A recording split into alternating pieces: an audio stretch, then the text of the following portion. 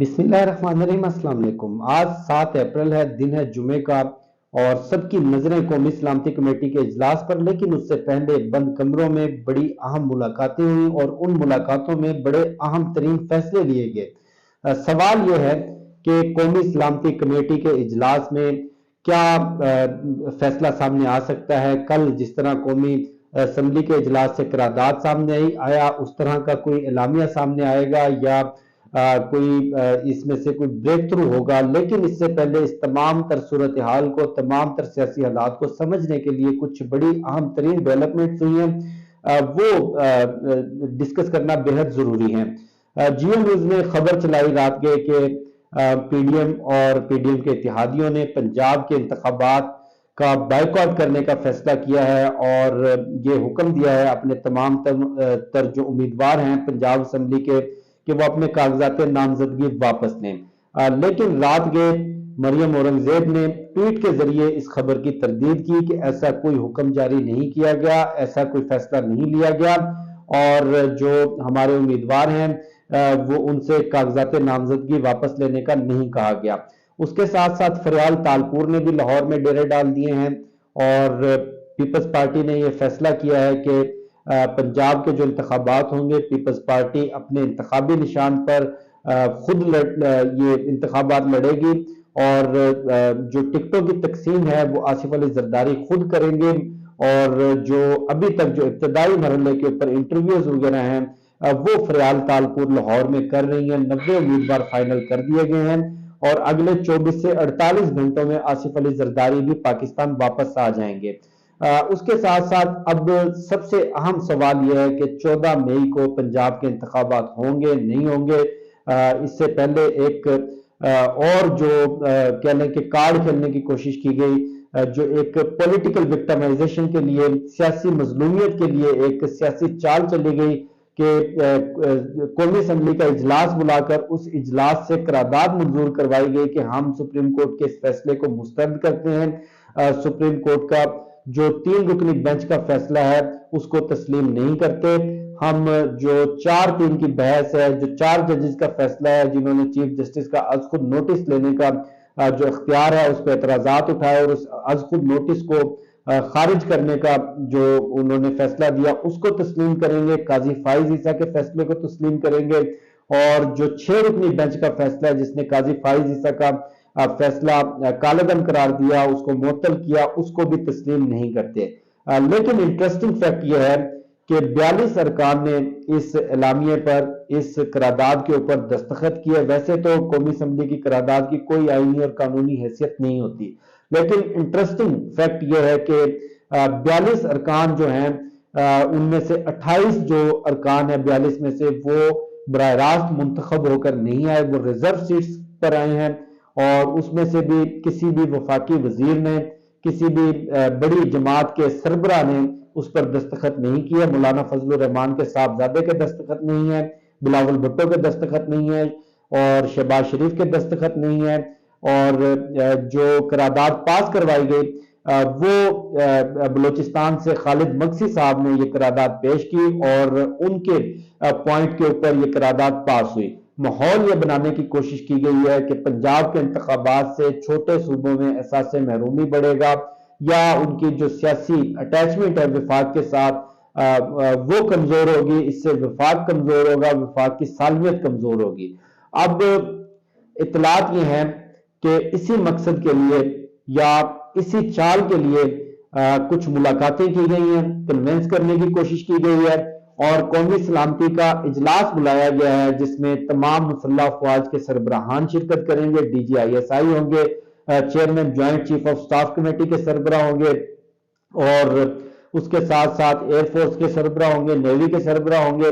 और वज़राए आला भी होंगे और तमाम तर वफाकी काबीना भी इसमें शिरकत करेगी। और इस इजलास में कोशिश ये की जाएगी कि मुसल्लह अफवाज से मुल्क की जो सलामती के हवाले से सूरत हाल है, सिक्योरिटी के हवाले से जो सूरत हाल है उसके ऊपर कोई करारदाद पास करवाई जाए और उसके साथ साथ कुछ ऐसे अल्फाज दिलवाए जाए उस करारदाद में या कोई ऐसा नैरेटिव दिलवाया जाए कि पंजाब के इंतखाबात की वजह से या पंजाब में अलहदा इंतखाबात की वजह से وفاق کی سالمیت کمزور ہو سکتی ہے، وفاق کمزور ہو سکتا ہے، صوبوں کے اندر جو ایک کوارڈینیشن ہے، صوبوں کے اندر جو ایک اٹیچمنٹ ہے اس کو نقصان پہنچ سکتا ہے، پاکستان کمزور ہو سکتا ہے۔ لیکن جو ابتدائی اطلاعات ہیں، انتہائی اہم ترین سورسز کے مطابق پاکستان کی اسٹیبلشمنٹ اس میں رضامند نہیں ہے۔ اسٹیبلشمنٹ کی سوچ کہہ لیں یا اسٹیبلشمنٹ کی سمجھ بوجھ کہہ لیں یا اسٹیبلشمنٹ کے پی ڈی ایم کو، حکومت کو مشورے کہہ لیں، وہ ان کا فوکس اس پر ہے، ان کا زور اس پر ہے کہ آئینی اداروں کے ساتھ لڑائی تصادم کی کیفیت کسی بھی صورت میں فائدہ مند نہیں ہوگی، نہ تو ملک کے لیے، نہ ملک کی سلامتی کے لیے، نہ ملک کی سالمیت کے لیے۔ بہتر یہ ہے کہ کوئی درمیانہ راستہ نکالا جائے، کوئی بات چیت کا کوئی آپشن یوٹیلائز کیا جائے، لیکن پی ڈی ایم خاص طور پہ مسلم لیگ نون اس پر کسی صورت بھی رضامند ہوتی نظر نہیں آ رہی۔ اس کے ساتھ ساتھ ایک اہم ترین پیغام پاکستان کی جوڈیشری کی طرف سے بھی دیا گیا ہے، اور پیغام واضح ہے کہ اگر مزید کسی جج کی آڈیو لیک جاری کی گئی، چاہے وہ چیف جسٹس آف پاکستان ہو، چاہے وہ جو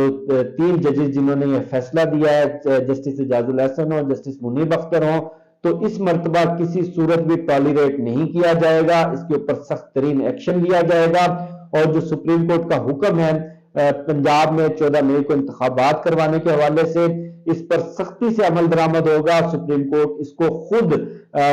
اس کو سپروائز کرے گی، اور جو ایک ٹائم لائن دی گئی ہے، جو ایک ٹائم ٹیبل دیا گیا ہے، جو ایک فریم ورک دیا گیا ہے، اس کے مطابق چیزیں آگے بڑھائی جائیں گی۔ اور اب آپ دوسری طرف یہ دیکھیں کہ الیکشن کمیشن آف پاکستان نے جو انتخابی شیڈول جاری کیا، جو اعلامیہ جاری کیے، اور جس طرح سے الیکشن کمیشن آف پاکستان جس کے اوپر بڑے الزامات تھے کہ یہ پی ڈی ایم کی ترجمانی کر رہا ہے، یہ پی ڈی ایم کی حمایت کر رہا ہے، یہ ہر وہ اقدام کر رہا ہے جس سے پاکستان تحریک انصاف کو نقصان پہنچے، جس سے پی ڈی ایم کو فائدہ پہنچے۔ لیکن اب الیکشن کمیشن آف پاکستان بظاہر یہ لگ رہا ہے کہ جس طرف طاقت کا بہاؤ ہے، جس طرف کہہ لیں کہ حالات کا بہاؤ ہے، وہ اسی طرف چلنے کی کوشش کر رہے ہیں، اور جو چیزیں ہیں وہ بڑی سموتھلی انتخابات کے حوالے سے آگے بڑھ رہی ہیں۔ اس کے کچھ آپٹکس جو ہیں وہ آپ کے سامنے ہیں کہ ایک طرف تو انتخابات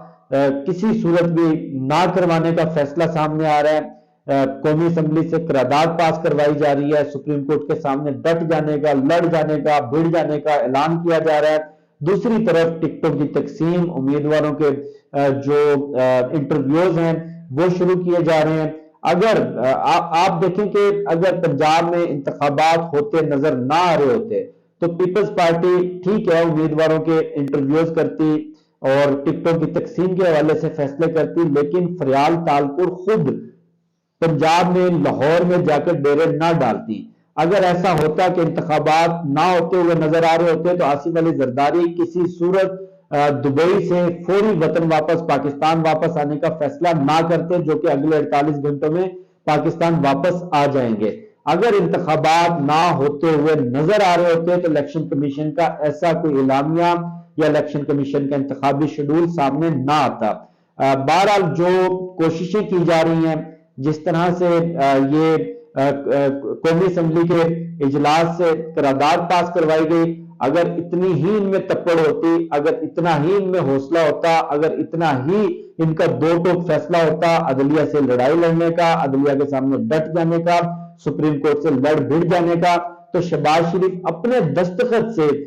یہ قرارداد ایشو کرواتے، اس کے اوپر بلاول بھٹو کے بھی سائن ہوتے، مولانا فضل الرحمان کے صاحبزادے کے بھی سائن ہوتے، کابینہ کے سارے وزراء کے بھی سائن ہوتے، اور 172 کا نمبر جو وزیر اعظم بننے کے لیے منیمم نمبر ہوتا ہے، 172 نہیں تو کم از کم 100 اراکین قومی اسمبلی کے اس کے اوپر سگنیچر نظر آتے ہیں۔ لیکن بدقسمتی کہیں یا مایوسی کہیں یا کچھ بھی کہیں، یہ ایسا نہیں ہوا۔ بہرحال جو فیصلے کیے گئے ہیں وہ میں آپ کے سامنے شیئر کر چکا ہوں کہ جوڈیشری اس مرتبہ کسی طرح کی ایسی کوئی حرکت، کوئی ایسی اشتعال انگیزی یا کوئی آڈیو ویڈیو لیک کے ذریعے بلیک میلنگ، دباؤ کو قبول نہیں کرے گی۔